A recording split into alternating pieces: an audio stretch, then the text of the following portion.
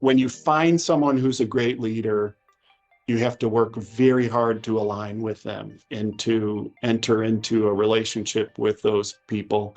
And I found throughout my career that people are willing to invest in you if you're willing to put the effort forth. And again, very blessed that I've worked for some great people.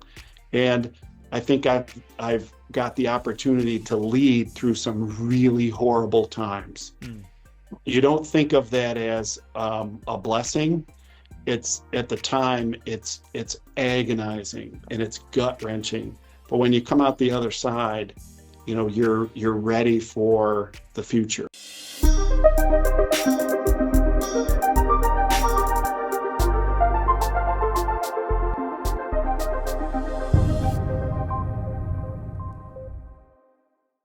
Welcome to the Change Agent Podcast. This is the podcast where we talk about interesting topics with change agents in the technology industry.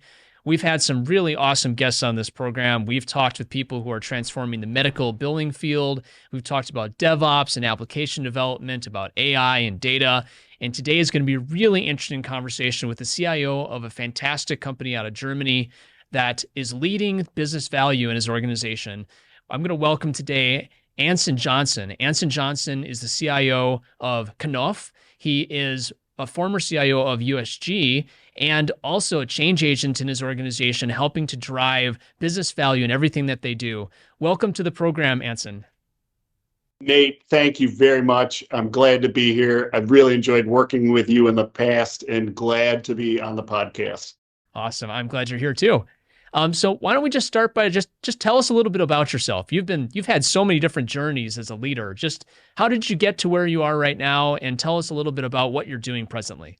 I started my career in technology, oddly enough. I started in the computer-aided drawing, computer-aided manufacturing. Now, this was many, many years ago.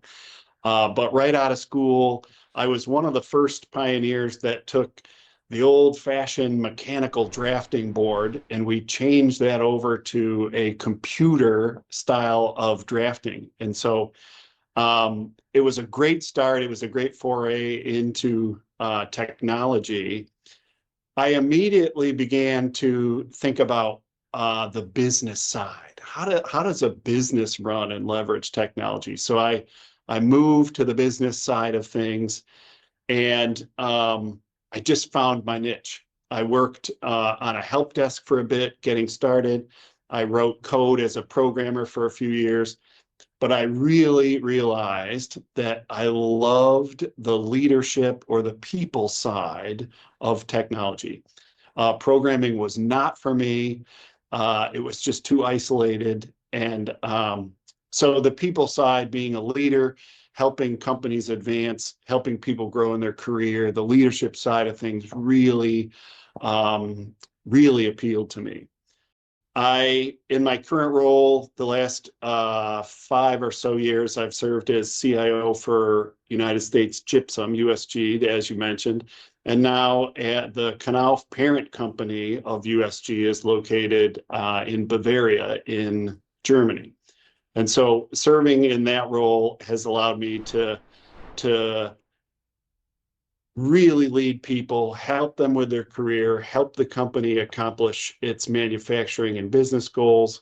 And as you mentioned, I'm a person that believes in technology has to add value to a company. And so that's my primary focus here at Knauf. So when you think about like even the idea of the role of the IT leader in the context of the organization and its relationship to business value, helping drive business value, just unbox that for me. Like, what does it mean as an IT leader to get involved in driving business value? Yeah. And you touched on it with the word relationships. The first thing I did when I landed here was I have to meet the business leaders. So I wanted to understand who was running manufacturing and R&D, and we have mining operations. We own the entire vertical stack of our business. We mine gypsum, we manufacture it into products, and we sell it. And so I wanted to understand who were the business leaders in all areas of the firm. So I mentioned some of the manufacturing people, but how about sourcing and procurement? How about supply chain? I wanted to make sure I understood who those people were. And I created a meeting with them and said, tell me about your business goals. Tell me about where you're trying to move this company. I need to hear your story so that we can apply the appropriate people and technology and process to make that happen. So in my opinion, you start out with those relationships, and then it moves to what are the things that will move the company the most? I say this often that an IT group is fixed. We have a finite number of people in it, but the business appetite is insatiable. They would love to have many projects, many things, many initiatives. So the key as a CIO for me was to what is most important. We can't do everything. What's most important? And then looking internally and making sure, it's that old good to great Jim Collins, where you've got people on the bus. Let's get them in the right seats. Let's make sure our IT force aligns with those key initiatives and with those relationships. So I guess I summarize it with relationships, the key business drivers in each functional area, and then the alignment of the staff to accomplish those business goals. I find a lot of CIOs, they end up getting trapped in the infrastructure end user computing space, like the traditional zone of the CIO, the back room over there. It just keeps working and we throw some money at it and stuff, but it's not like really a critical element to the business. How do you avoid the I guess the trap of operating only in the below the line and point yourself up into the above the line capabilities that make the business money or drive kind of true operational savings? Yeah, and you bring up a great point, because you really have to be in both. So what I mean by that is, once I've determined what those business priorities are, I do this with each individual business leader, and I ask them, what are those top things? And then I bring them into a room and I say, okay, you're all here now. I've got all your lists. We need to, as a group, sort them 1 to N. Nobody likes to do this, but we have to. We have to figure out what's most important for the company because we have finite resources. Once we do that, then I add in the piece about the infrastructure and the replacements that need to be. The business items come first, and then the technology items which enable those are part of the package. So if there's 40 business initiatives and 5 IT infrastructure and plant and network things, that prioritization has to include all 45. So we need to work on our data centers, our infrastructure, and things that run this business for today, like they run the business today, but we also need to look at what runs it for tomorrow. So when you're doing that sorting exercise, here's the things that the business is interested in, and you're working with that group to break it down and make some choices and maybe not include everything. What are the different slicers in those columns? Is it I guess I can think about when I've done it. It's budget. It's how hard is it? Is it a low hanging fruit? How easy is it? What's the impact? But do you have certain columns that you really like? I do. And it's funny because we're having these discussions right now as we think about our 2024 budget. So there's a lot of forces that act on this equation. So from the IT side, I've got my senior architects and people saying we need to know the relationships between all those business things so that we can do resource planning and costing and all these things. So they are really whispering in my ear about we need to know and we need to do this. What I typically like to do is say the business does not care about IT's relationships and resource planning. They don't care. They have business goals that they want done. So what I typically try to do, and this may be a little bit rogue or cavalier, but I think it works. I take those business priorities, I split my budget into two buckets: maintenance of business, how do we run our business, and initiatives. And I apply the initiative money to those initiatives that the business wants to run. And I say, ballpark, when we run out of initiative money, that's as far down the list as we can get. And I do not want to talk about resource planning. I do not want to talk about the relationships between the projects. That's for us, IT, to work out behind the scenes. I don't think it's appropriate for business leaders to be part of that or see that. They need to see us as solution providers that can remove the minutia of this process and just get it done, get those business priorities done.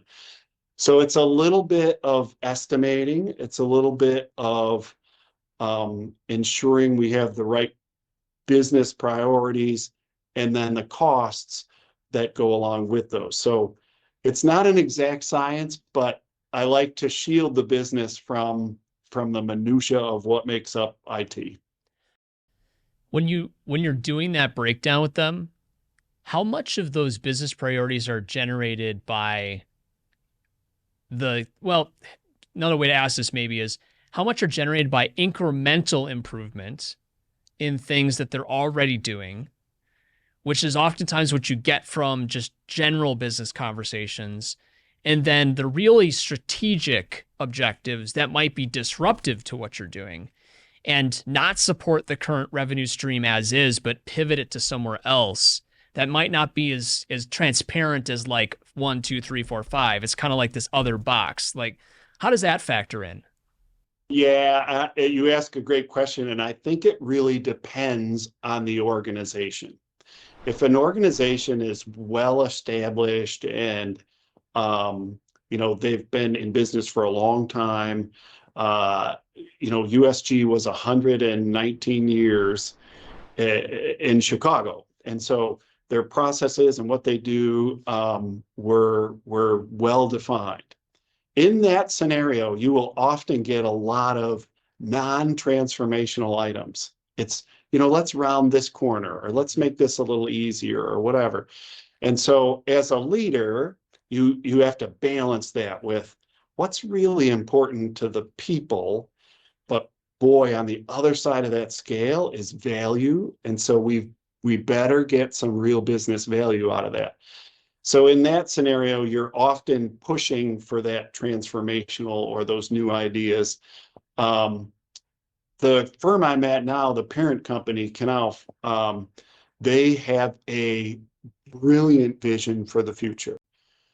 We will be 100 years old coming up in a few years, and they have a Vision 100 that really is a generational look at how we do business in the future.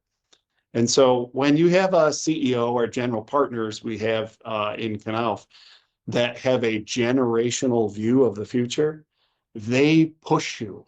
And so I actually have the exact opposite here, where they're really looking so far into the future and pushing us to be further technologically than we might be in reality on a few items.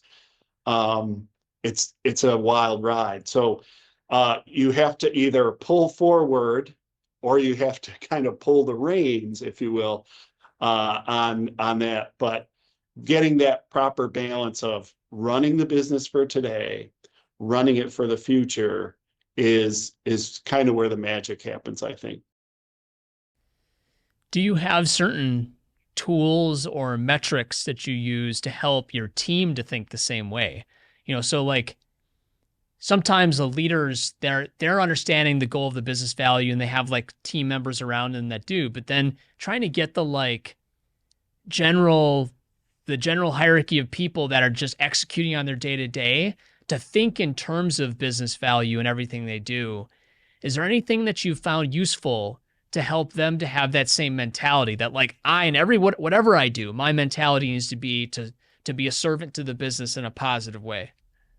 Yeah. Yeah. It's, we are a German company. We're founded in Germany. And one of the secrets of our success has been very, very strong leadership. Leadership that grew our company through acquisition and organic growth here in Germany. And we are now a global company. We're in 80 countries with 70 plus different languages. I mean, they have built a brilliant business. And so to do that, you have to have incredible discipline. And so we have discipline around process. And as we approach our next plateau of growth, that's where we have to change a little bit. That discipline around process needs to step back a little bit and have this eye to the future on growth and how do we do it for a much larger organization. What started out as a small business through acquisition grew, and now it's a very big business. And so it reminds me of that old saying, the skills that got you here won't get you here. And so we're kind of retooling right now to say, we have a great company, we have a generational look to the future. How do we now mechanize that? And so it is there. I don't have a really good answer because we're working through that. But I think just knowing that to face the future, the climate of business is changing. The climate of our business is changing. But to face the future, we've got to retool, look at this differently, and continue to grow, not like we did before, but in a new way. Totally. When you think about the issues of technology, people process technology kind of combining together to accomplish those business goals. A lot of people say people process technology. Sometimes it's technology people process where like the technology is disrupting, like AI, for example, right now. Like you could have said you wanted to accomplish that, but until like it dropped and it turned everybody's light bulbs on, they wouldn't have chased it with the same vigor that they do now. Like, what's the relationship between those things as you think about your initiatives? The technology driving the dog versus the dog driving the technology or whatever. Yeah, it's such a great question, Nate, because my whole career, I would have said it's the people. We always got to start with the people. If you can organize people so they know what the goals are and what's important, we can take on anything. But you're right. Over the last couple of years, we've seen these incredible disruptive technologies that are changing the way we have to do things and the way we look at things and the way we will build our future. For me here at Knauf, we've grown so fast in so many different markets in such a big area across the globe. It really comes back to my core strength, which is the people. Mm-hmm. If I can organize our people to mechanize our Knauf 100 vision, which is where we want to be, and mechanize that for technology, or how do we as technology leaders make that vision happen across the globe in all these different countries and all these different languages? That's where we have to be, because the larger the organization grows, the more challenging it can be to align staff and to get people aligned behind a common vision, because it's so big. So I always go to the people first. Germany is an amazing country. It's a beautiful place. We have incredible process. And so we do well on the process side. Aligning our people to those new technologies, I think, is the area we'll focus on the most. And at the end of the day, that's people make this company work, and they make the relationships, whether it's in our factories, in our plants, in our corporate office, it's the people. And so that's probably going to be my go-to.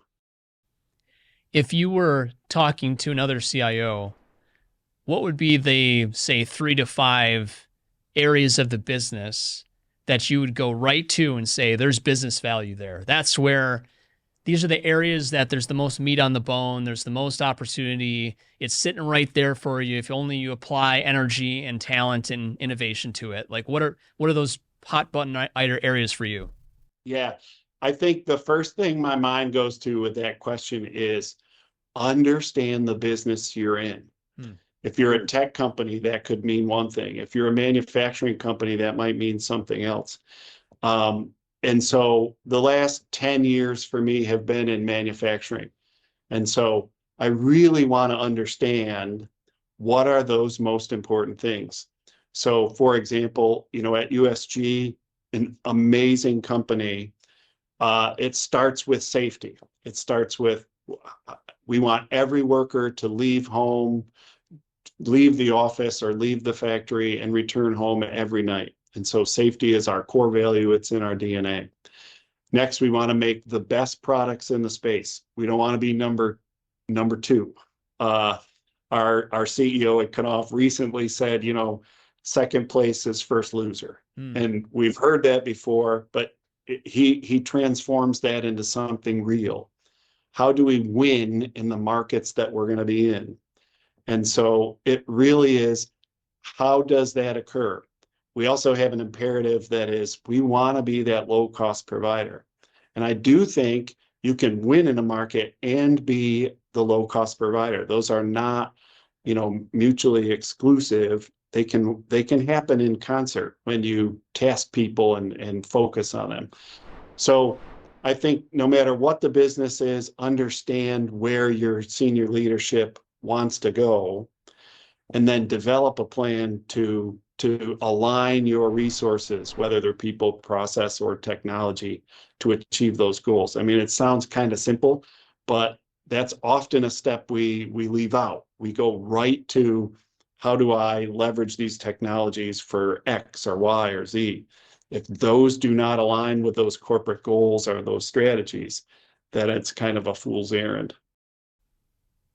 Yeah, I can see how not only is it something that's centric to the type of industry you're in, but even the specific goals of the organization, and supporting them is even more important than like one specific use case. That, like, the vision you mentioned, Knauf 100, right? We're all marching toward this singular goal, and then the question behind it is, how does technology support that goal and being aligned to that? Yeah, and so what we've done is we've broken that vision down into a couple areas. We want to ensure our customers win. We want to ensure that our people work for an amazing company with a generational view.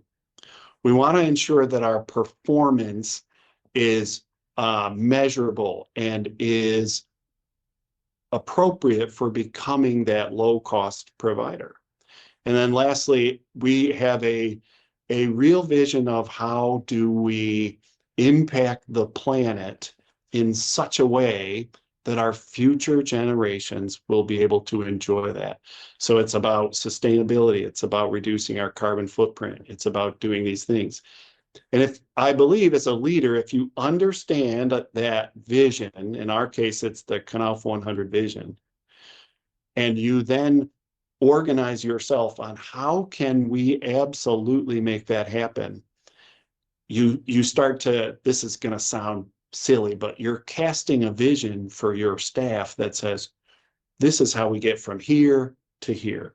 So for example, real quickly on the planet, some people might say, well, how does IT going to impact, the planet for future generations? It's real easy.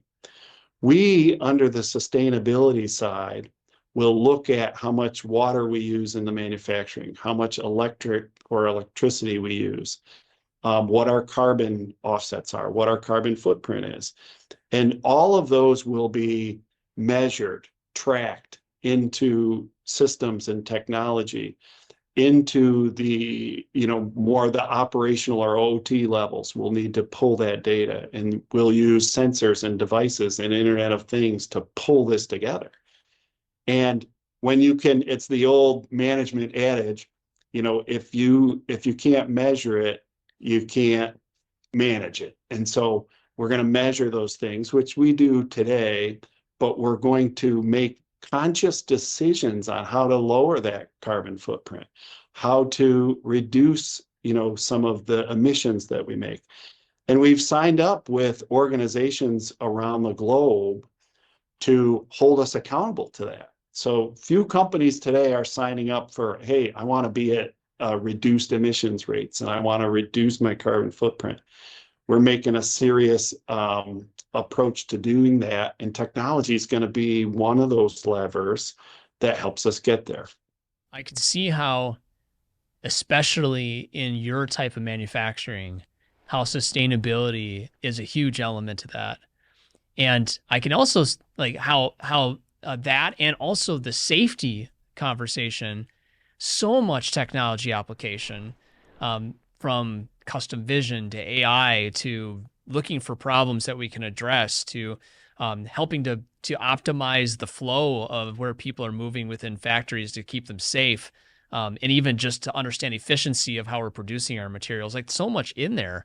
That I would really love to know, like, as you look at those problems, are there certain technologies that are sticking out at you? Ones where you're like, this is something I think is going to make a big difference in how we look at and track sustainability, or how we look at and track safety, or aid our organization in being more safe, or help efficiency within that. Are there certain technologies that are like, this is some really hot technology for you?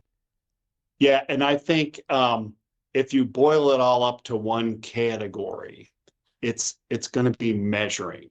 How do we measure, and be able to input into the operational technology stream all of those factors in our manufacturing facilities?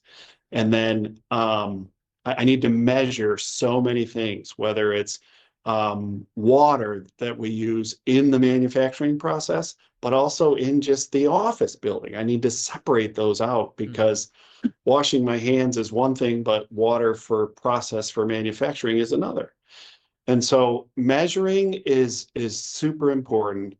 And then I think we've talked about this a lot, and your firm has helped us with, you have to have this data strategy.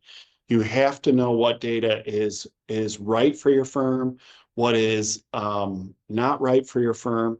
And then over here in Europe, I think one of the most important things you want to do is protect the privacy of all that data. GDPR and other things are real. And in Europe and in other parts of the globe, that is absolutely a primary thing for us in our consideration. So it's technologies that help us measure, technologies that protect us, and leveraging the right data for an organization. It's real easy to create huge data sources and data lakes and other things. But if you're not harnessing, going back to our earlier conversation, that business value out of them, or you're not acting on your protection of data through those policies and things, that's when it gets really troublesome. So there's not a silver bullet technology we're looking at. It's the whole portfolio of what's best for our company. Exactly. Yeah. If you're not getting value from the data, then you just have a really expensive technology boat anchor. Um, so, so getting value from it, pretty critical. Yeah. Um, Yeah. you have a unique, maybe not unique's wrong word, but like you have a perspective on tech, being a CIO in an industry that produces a very non-digital product, right? Like it's big, heavy boards that you use to construct and build things. But a lot of the ways that you're talking about digitizing and adding value support that delivery value chain, just not necessarily digitizing the actual wall board. but everything else around it has to be digitized. Yeah.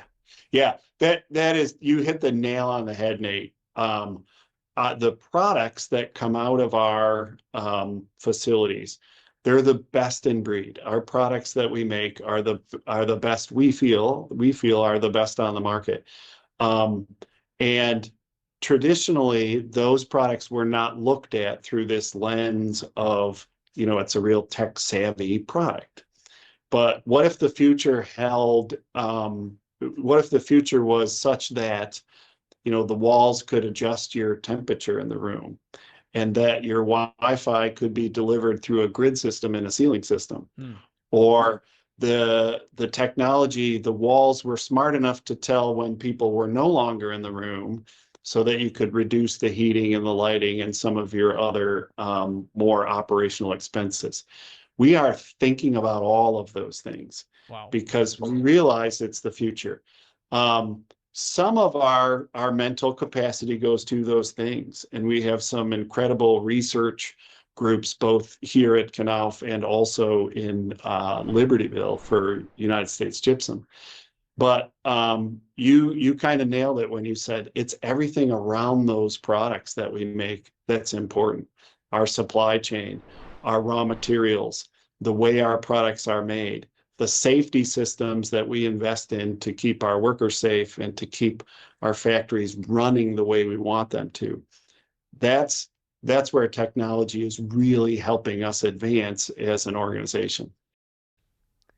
When you talk, especially going back to like the first part of the conversation, I really get this idea of beginning with the end in mind, in the sense of the business, in the sense of the people that you're creating around you to be the best versions of themselves, and as they look toward the ultimate goal of the organization, the Knauf 100, and its goal, beginning with where you're going and then sort of working backward from there. How often does that kind of lay a framework for the way that you talk about it with your team, or do you take kind of a slightly different angle on that? Yeah, I've had the amazing fortune of working for senior leaders that knew how to cast a vision for employees that was not and is not run of the mill and change every year. Chris Griffin at United States Gypsum, the CEO, he cast a vision 3 years ago. I remember it. I remember it vividly. We're going to focus on our customers. We're going to focus on our people, and we're going to focus on our performance. And there was subcategories under that allowed us to understand exactly what he meant in each one of those. But he made it crystal clear, this is where we're headed and this is why. And I remember distinctly, it was January, and I walked in and I said, hey, the strategy from last year, is that going to be the strategy for this year? And he looked at me real funny and said, of course it is. Like, until we perfect each one of those 3 areas, we're going to be laser focused on it.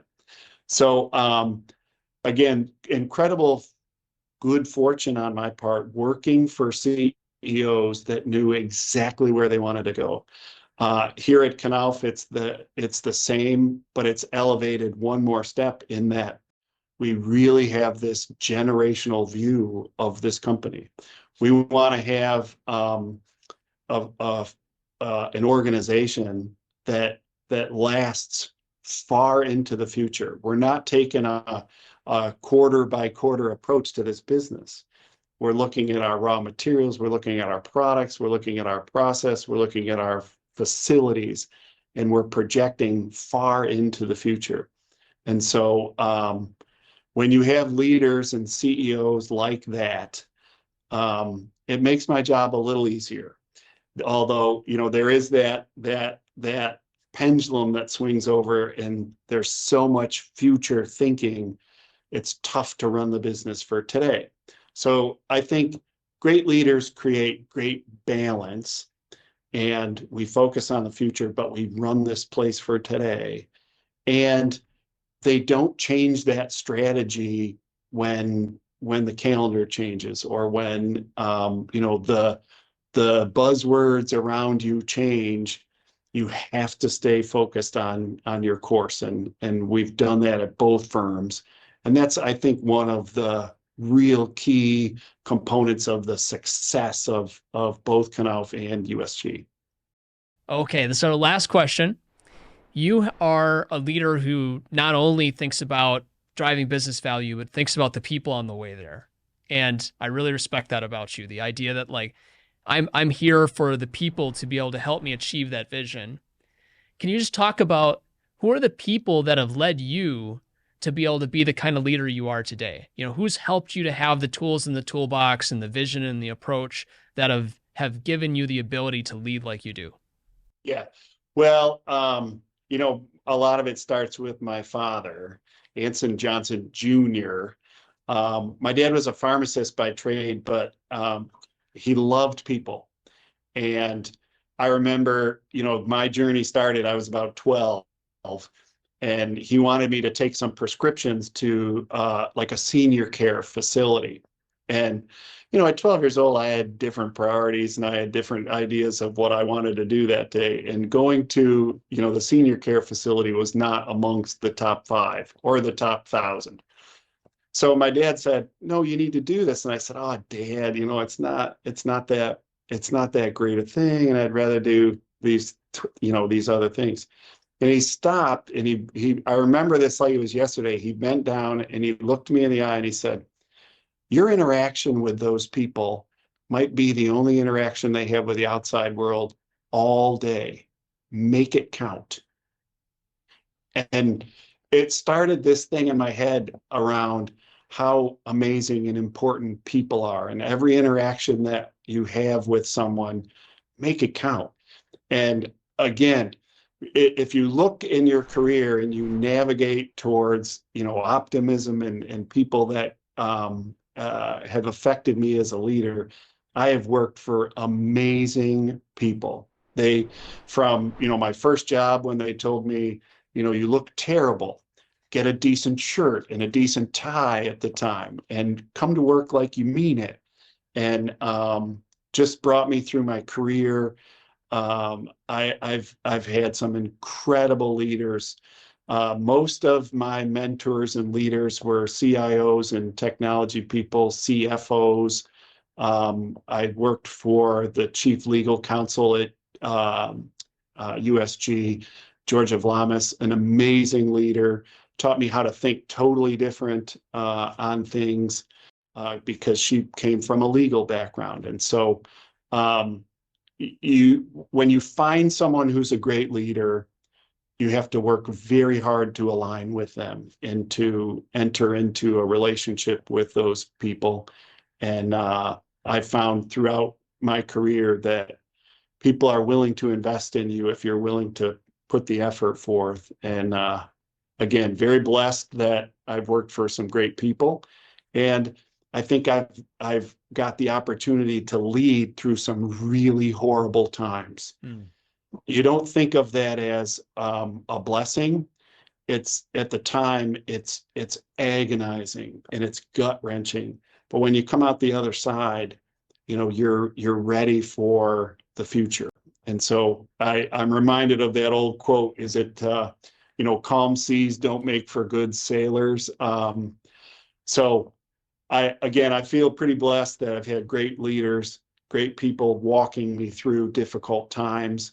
I've gone through those difficult times. But I often think back to my dad, and what he told me about people and how every interaction make it count. Man, that one's going to stick with me. I think I would even just go home and even tell my wife that one. Like the idea of make it count. Like that's not only relevant from as a business, but it's relevant like with your family, with your kids. Like that may be the most important interaction you have with them all day. Make it count. Like I really appreciate that. That is I feel like that's something that I'm going to carry with me beyond this conversation quite a bit. So I appreciate that. Wow. Thank you. You're welcome. Okay. Wow. Okay. So where to follow on that? This was awesome. Thank you so much for sharing your time with us, Anson. This was I love your take on the CIO's role in driving business value. I love your take on how you incorporate people into that, and especially the make account. Like that's, I think the whole thing we should just sum up that way. Make account. Nate, you run a great firm. You have helped me and my organizations with our technology future. So you're a proven leader who adds value to companies. So I'm happy to be here. It was a great conversation, and thanks for having me. Yeah, I appreciate it. And thank you everyone for joining us on this week's Change Agent podcast.